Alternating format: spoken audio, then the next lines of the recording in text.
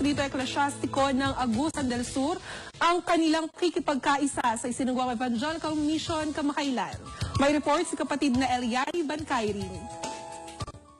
Nagsagawa kamakailan ng pamamahayag ng mga salita ng Diyos na sinasambalataya ng Iglesia ni Cristo ang mga lokal sa EGM area dito sa Distrito Eclesiastico ng Agusan del Sur na isinagawa sa gusaling sambahan ng lokal ng Veruela. Ang pag-aaral ng mga salita ng Diyos ay pinangasiwaan ni kapatid na Ruel Zapata, pangalawang tagapangasiwa ng distrito. Bahagi ng isinagawang pamamahayag ay nagkaroon ng video presentation tungkol sa patuloy na paglawak ng Iglesia ni Cristo sa buong mundo at ang mga nagawa nito kahayagan ng patuloy na pagtatagumpay na pinagkakaloob ng Diyos sa Iglesia.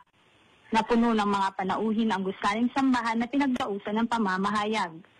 Sa kabila ng patuloy na pag-ulan, ay hindi naman napahadlang ang mga kapatid sa kanilang masiglang pag-aanyaya.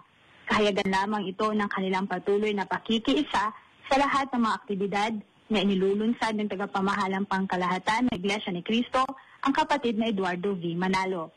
Mula po rito sa lokal ng Veruela, para sa INC TV Church News Live, ako po si kapatid na Eliani Bancayrin, INC TV Agusan.